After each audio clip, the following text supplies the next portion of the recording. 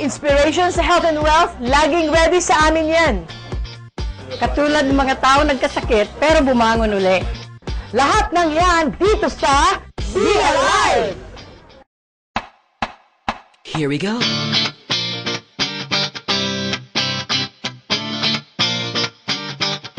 Let me lift you up. We'll go right to the top. Let the sun come up. Together we can fly. All our hearts collide. Stay here by my side. I say we jump, we fly, we reach out to the sky, and it goes on and on and on and on and on, and we go on and on and on and on, and it goes on and on and on and on and on, and we go on and on and on and on. We're gonna fly high, be alive. Yeah, we're gonna fly high, be alive. We're gonna fly high, be alive.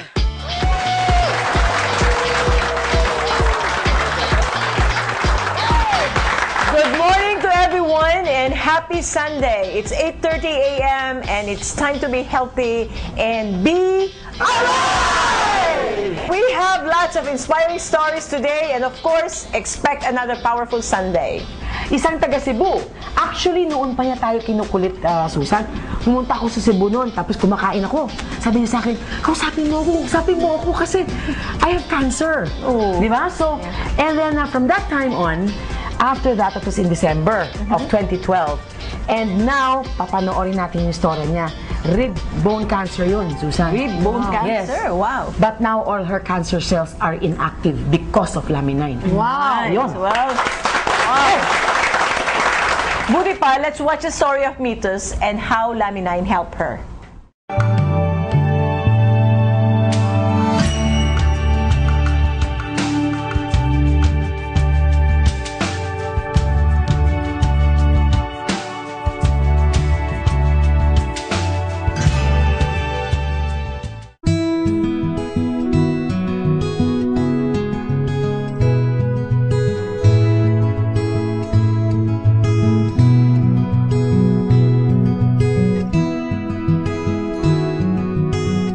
Malaking pagsubok sa buhay ang dinaanan ni Mitos Nepomuceno, taga Cebu.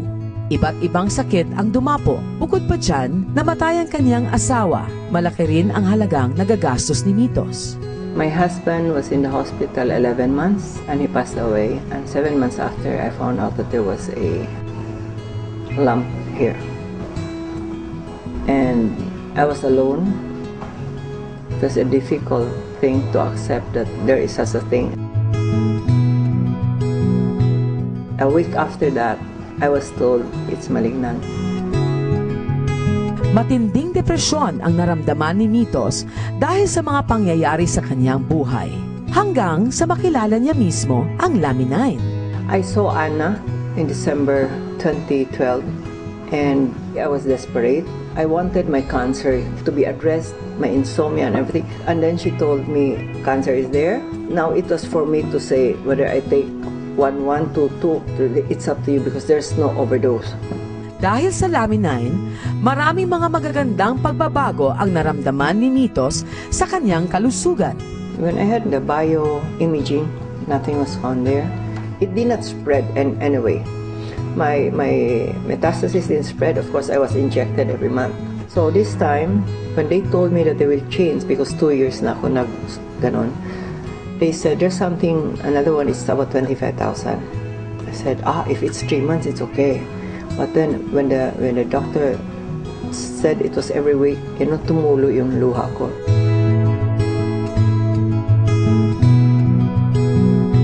I took Lamine for a month. I was tested in Manila. The results of my bioresonance imaging, my cancer cells are inactive. My depression definitely is gone. It was so deep. I was so alone. Literally. Ako po si Charms. Kasama po kami dito sa cancer support group. Kilala ko po siya noon pa, few years back. Talagang depressed siya. Ibang-iba po talaga siya ngayon after taking Laminine, and she looks so vibrant. She looks even better. I mean, she's so happy, and I'm so convinced that she's really here and so much alive for a purpose. Pakiramdam ay guminhawa, sakit na darama halos mawala na. Ang nararanasang depresyon na uwi sa inspirasyon para lalong harapin ang magandang buhay. Lahat ng yan, hatid ng Laminine.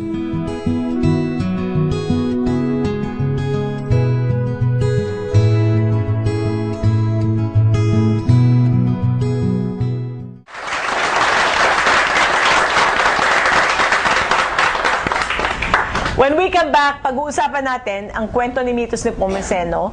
So relax lang po kayo dyan. Babalikan Be Alive.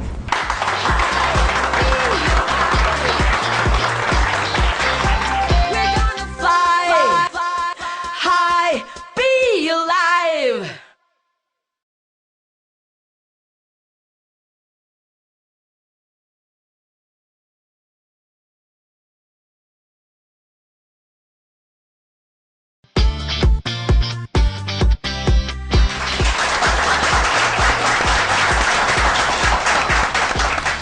Let's welcome our doctors today, Dr. Mario Ramirez, Dr.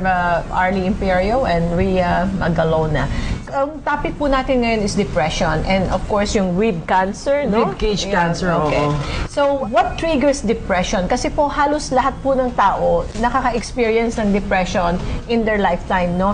And I know some have this severe depression. Ang umpisa niyan pagka mayroong parang threat, so there will be stress, and that can be healthy.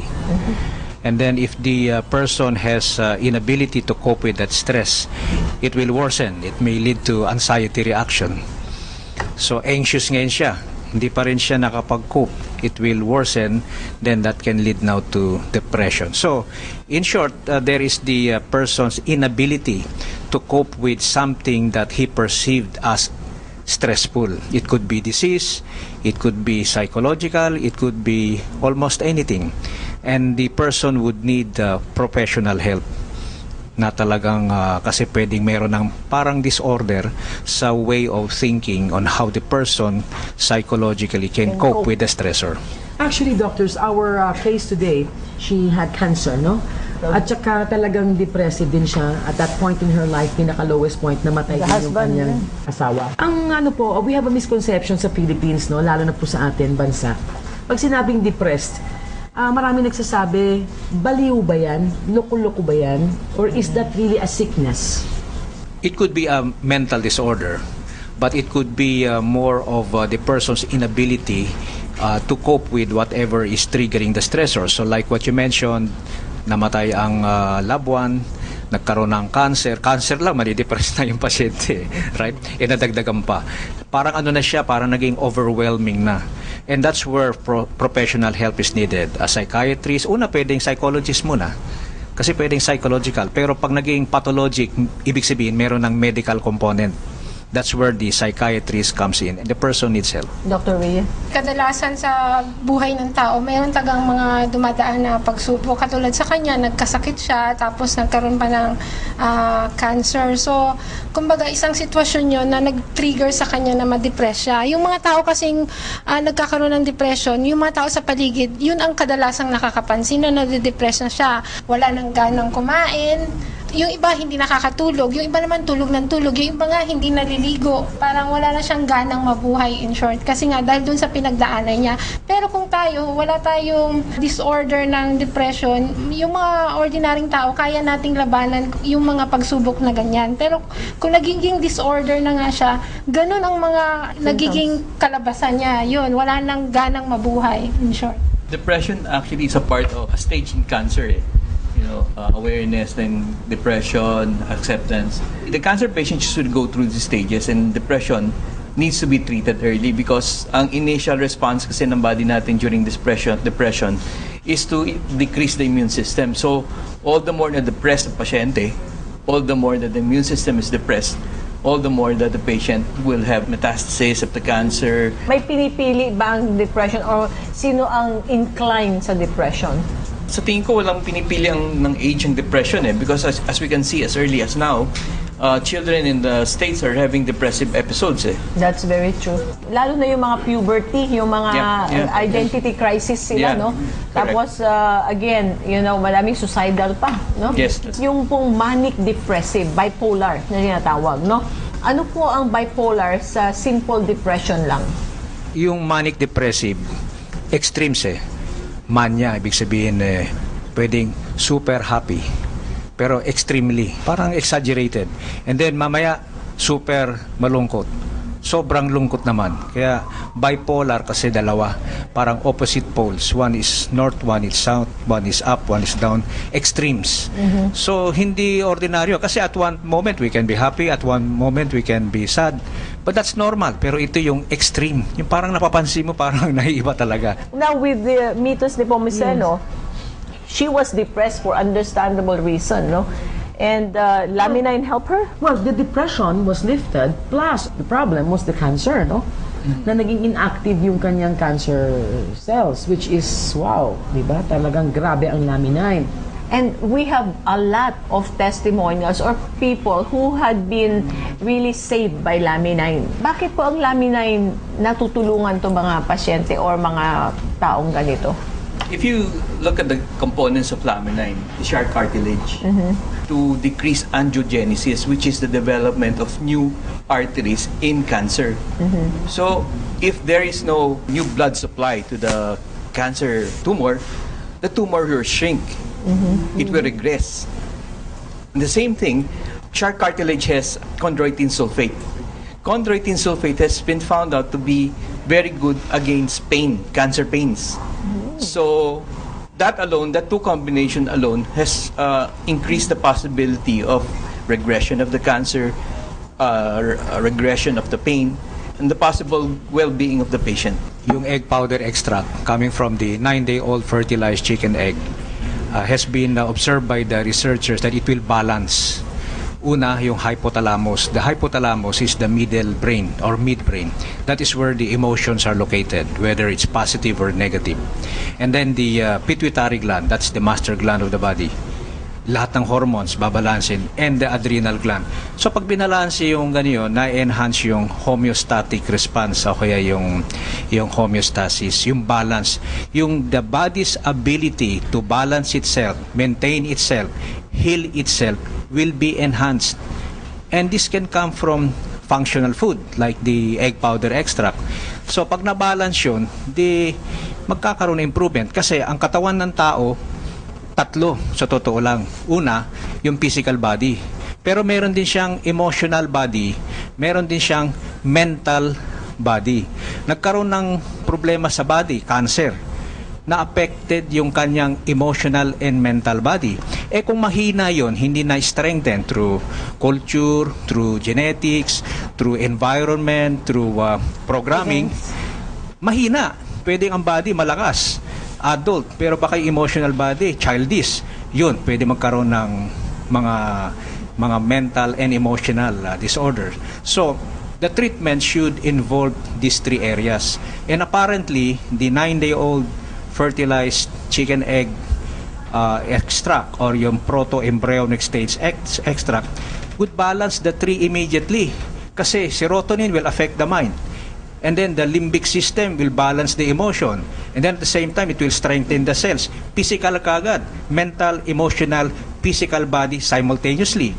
That is the unique combination synergistically working from this egg powder extract. And with the fibroblast growth factor. Yes.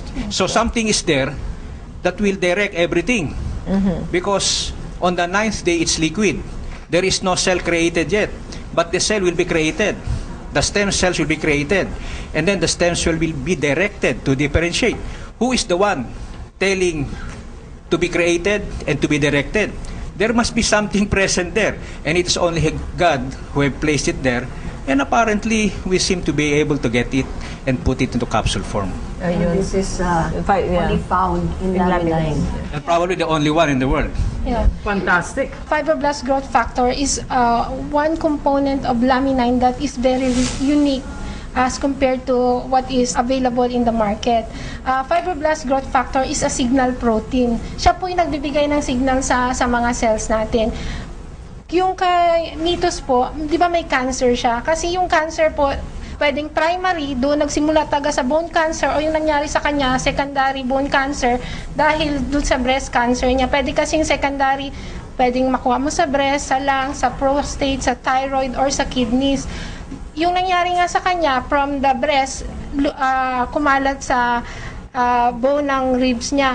So, meron kasing abnormal signal doon na dapat pag abnormal na yung cell, magsusuicide na siya ng kusa kasi useless na siya sa katawan ng tao. Kumbaga, kung magpapatuloy siya na magparami, na abnormal na siya, that will be the tumor and then cancer cell and then will spread to other system. So, yan yung tinatawag na metastasis. Ang ginagawa po ng fibroblast growth factor na nasa produkto nating laminine, nagbibigay siya ng signal na, oops, mali na yung ginagawa mo, hindi ka na dapat magparami kasi damage ka na na cell. So, from that on, mag-stop na yung multiplication niya, at the same time, mag-shrink na rin yung Ang galing, tumor. ang galing. Wow.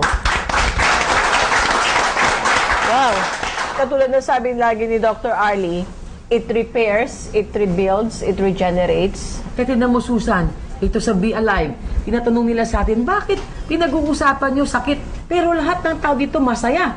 Kasi lahat naglalaminine. Every day po, ang dami po naming testimonials na kulang po yung TV show. Kailangan araw-araw ang show natin.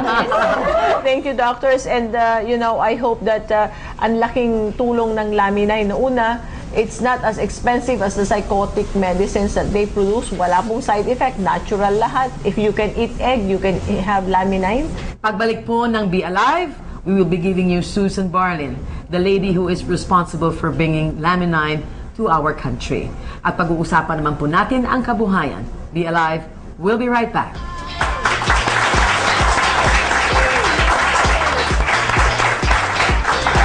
We're gonna fly high, be alive.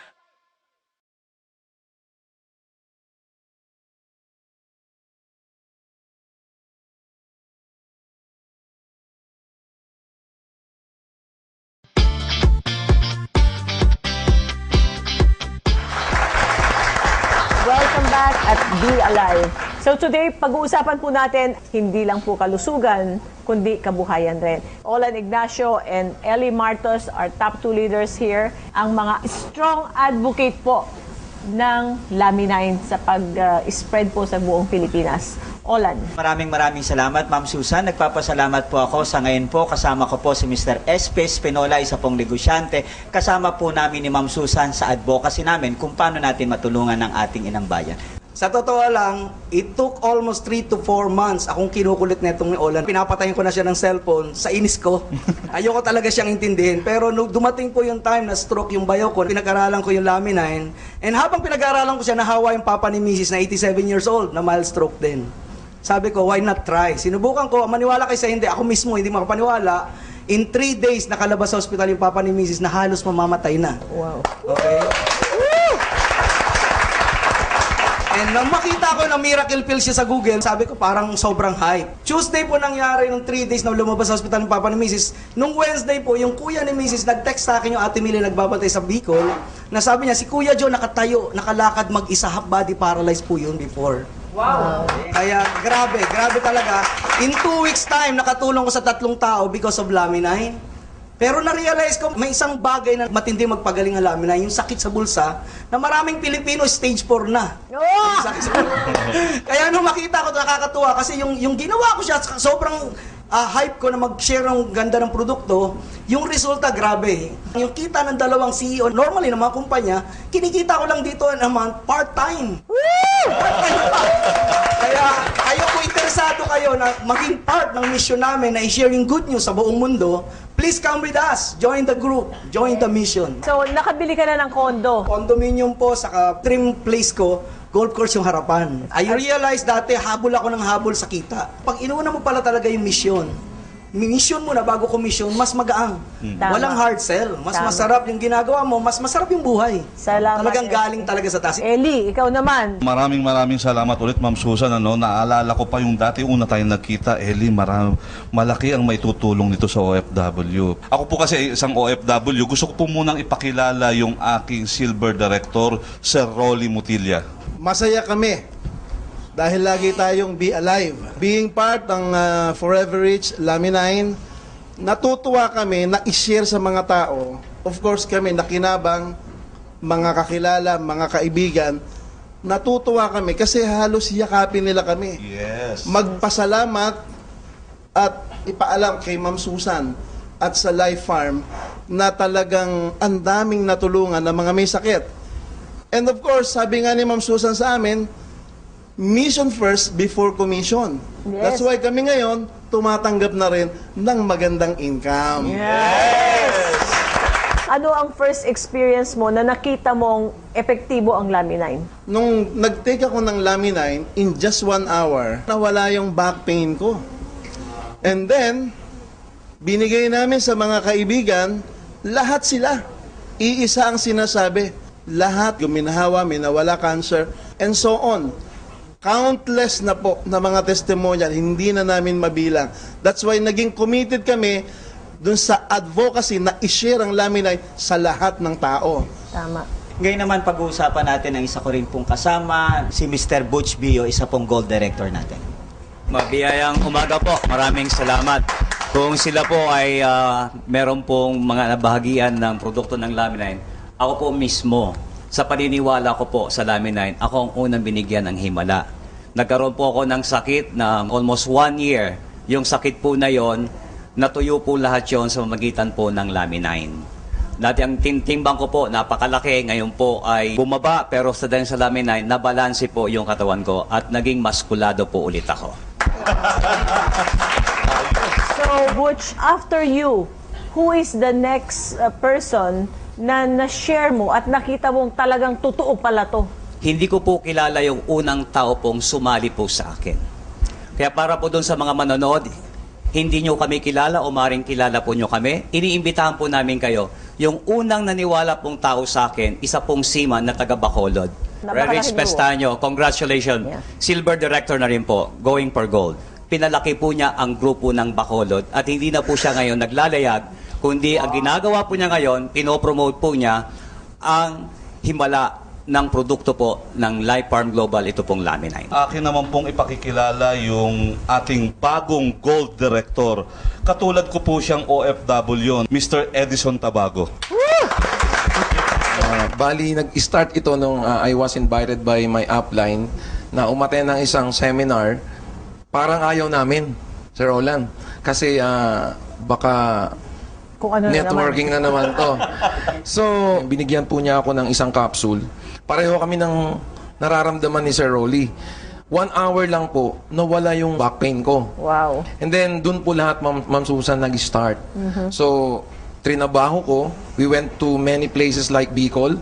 And dun ko nakita na ang Laminine business pala ay hindi lamang talaga pera-pera lang.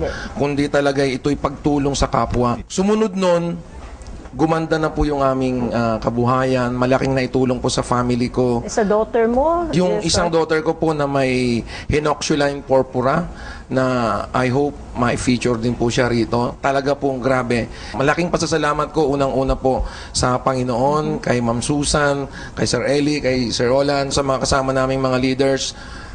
Huwag kayong bibitiw. Magpakatatag kayo dahil iisa lang po ang patutunguhan natin. Kung nakaya ni Sir Roland, nakaya ni Sir Eli, kaya nating lahat. Yes! Bago ho tayo magpaalam sa inyo, I'd like Eli to share yung advocacy niya. Ano yung big picture na gustong-gusto mong magawa? Sana yung ating mga OFW na gustong mag-abroad, kumita ng dolyar, subukan nyo po ang Laminine. Meron po kaming program na tuturuan po namin kayo paano po ito gawin sa tamang paraan. Una po, yung hindi na kayo aalis ng Pilipinas, makakapiling nyo po ang inyong pamilya. Pangalawa, yung kikitain nyo po sa bansang pupuntahan nyo, masigit pa po ang pwede nyong kitain dito. Magtatrabaho rin lang naman tayo, di ba, doon. Kasama nyo pa ang at least kasama pa ang ating pamilya.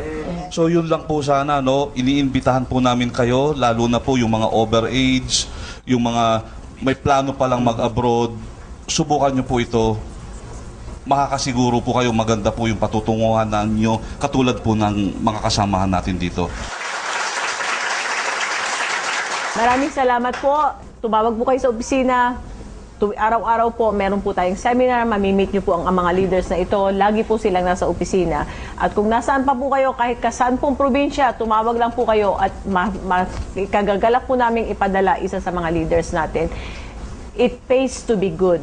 At the end of the day, ang pera po madaling maubos. Pero po, pag may nagawa po kayong kabutihan at may natouch po kayong buhay, hindi po ibebenta yon. Kahit po anong sabihin ng ibang tao, you look at yourself in the mirror and alam nyo po kung anong ginawa nyo. Matutulog po kayo, nakangiti ang mukha. Very touching talaga ang shiner mo, Ma'am Susan. Nagpapasalamat po kami at ang iyong advocacy ay patuloy na kumakalat para sa ating bayan. At nagpapasalamat po ako sa mga kasama natin ditong mga directors. Lagi niyong tandaan, sa bawat Pilipinong nagtatagumpay, bayan ang naiwawagayway. Yes. Sa pagbabalik po, be alive!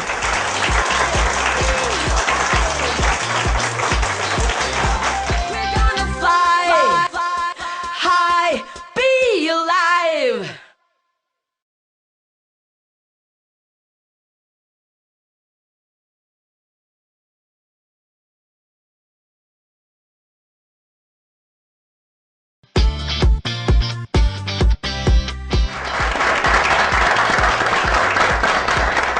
Whatever your condition in life, mayaman o mahirap, bata o matanda, ang Forever Rich Philippines ay laging ready para kayo ay matulungan. And here in our show, we are not giving medical advice, but an alternative and natural way to address your sickness. Hope to see you next Sunday. Stay happy, healthy, and wealthy. Of course, and always remember, we love you! And